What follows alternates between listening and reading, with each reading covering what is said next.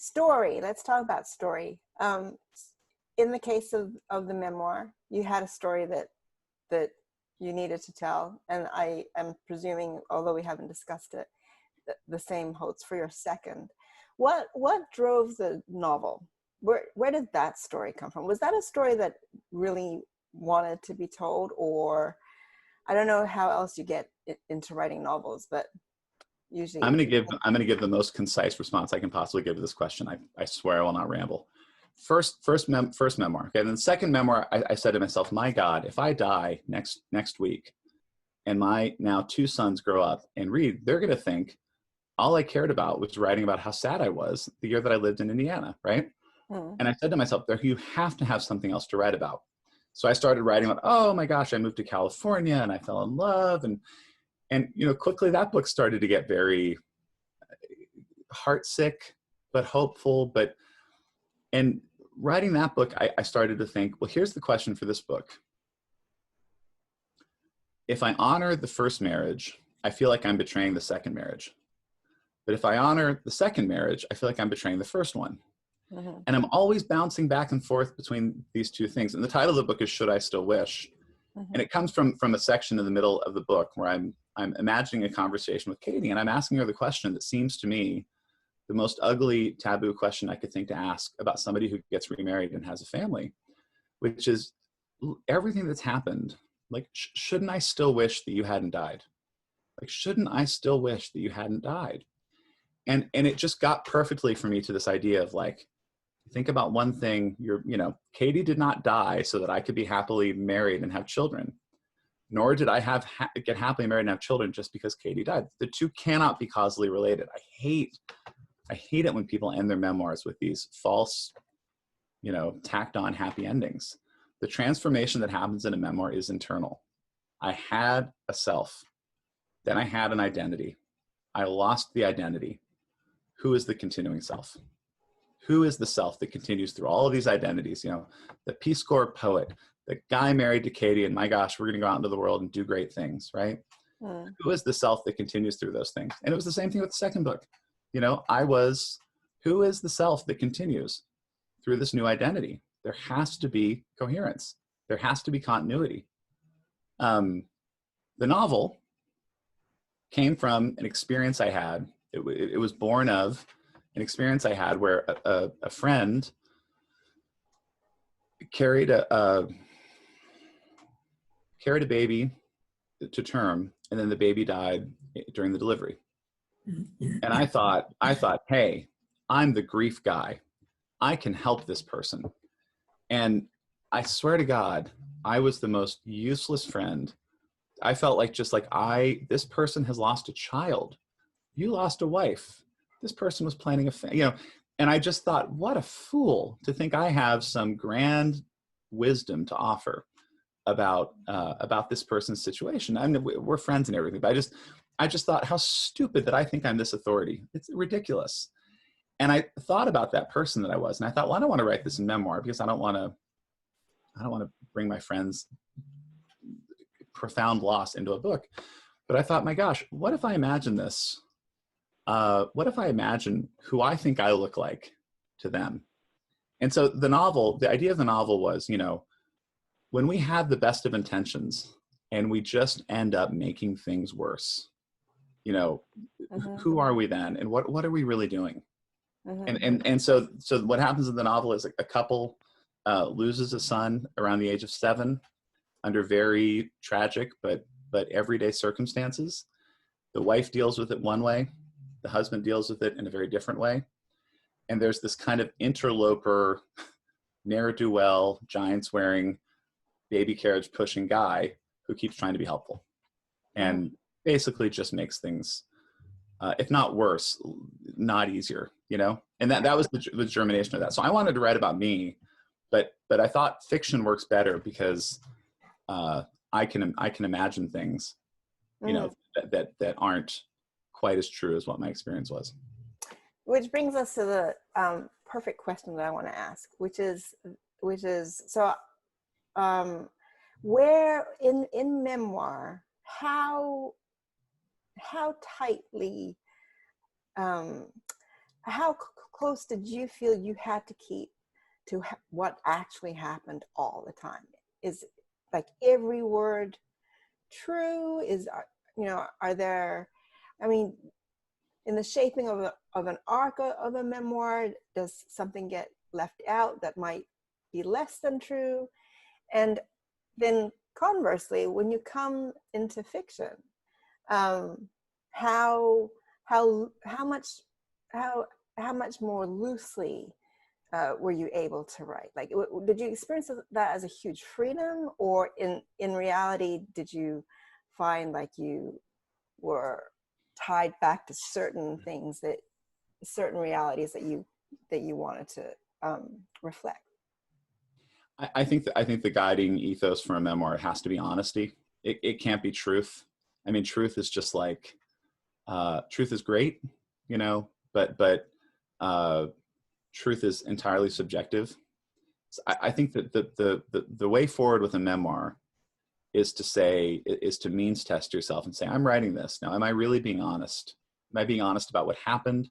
Am I being honest about how I feel? You know, and if I feel, you know, Sharon is my best friend, and she and I were buddies, and I'm going to write about this, you know, this time we went and rode in a blimp. You know what I mean? It's like, if that happened, am I being truly honest in how I describe the relationship? Am I being honest about how we got from the house to the blimp? I don't think honesty comes into play very much when you're trying to figure out what color t-shirt you're wearing. But if the reader ever finds out that you weren't being honest, somebody comes in and says, that guy wasn't on the mountain. That guy wasn't, you know, he even got the bear wrong. And, you know, wait a minute, he wasn't there at all. He was in the lodge the whole time. He's telling me what it was like to watch his wife die. You'll never come back from that. And then you'll say, well, but my truth is, you know, losing Katie, you know, I was actually there. You know, and I will be honest with you about what happened and how I felt about it. Mm-hmm. But you know, there's a literary concept I think is pretty cool. It's also a psychoanalytic concept, which is the dialectical self. And it's this idea from Augustine where who you are now is looking back and putting all the events of your life together to explain why you are who you are now. Mm-hmm. But of course, also, you lived through all those events, so they made you who you are. So how I put the events together now, very different from how I put them together 12 years ago, how I'll put them together 12 years from now, right? If I'm being honest about that, what I'm ever really writing in a memoir is I'm getting a snapshot of how I feel about these things now. And if I'm honest about that, I'm doing my job. If I'm not honest about it, if I'm hiding stuff, if I'm lying about stuff, if I'm leaving stuff out, I'm going to have a nervous breakdown because I'm going to start telling a story that isn't true. And that story is just going to snowball into some alternate fiction. And I'll end up like one of these celebrities who said they were on a helicopter when they were on a beach, or they were, you know, Mm-hmm. in place A where they were in place B. So I think with memoir, you know, the two big questions of memoir: how do you have a self after you lose an identity? When you lose an identity, a marriage, a death, a job, you know, these are all moments to write memoir because you have lost an identity and you have to figure out who the self is that continues. But the second thing, which is from Augustine, that there can be no autobiography without confession. You have to confess something to the reader. And if the reader finds out you're not being honest about your confession, you're doing this for some reason, but it's not to write memoir, you know? Mm-hmm. A writer's sense of entitlement is always misplaced, right? That's an adaptation of what Daniel Nestor said, but it's true.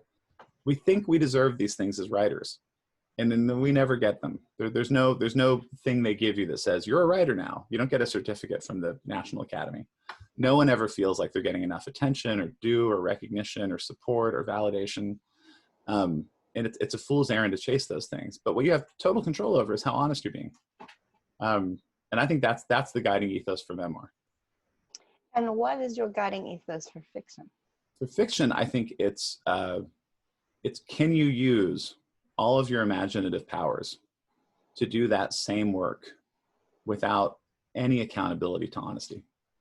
You know, can you still find that find that thing you want to write about? And can you sustain, you know, all your creative forces without any,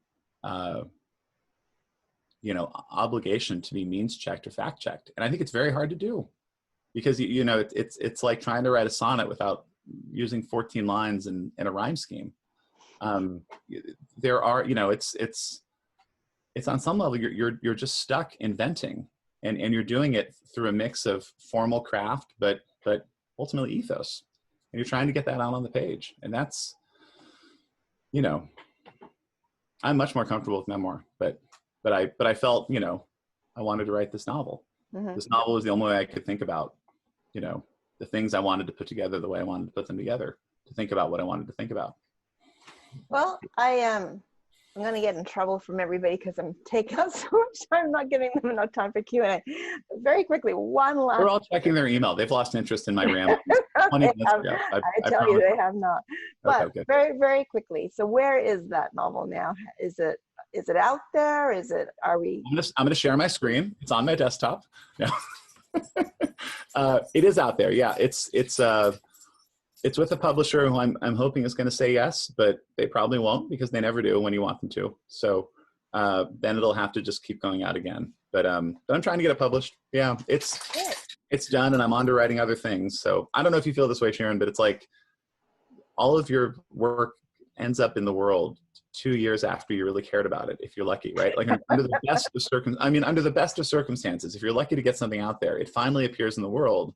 Right. But you're like, no, I've moved on to the. Right. And that's back in the purples. I've moved halfway around the board, and I'm over on Indiana Avenue now, right? And I'm thinking back on.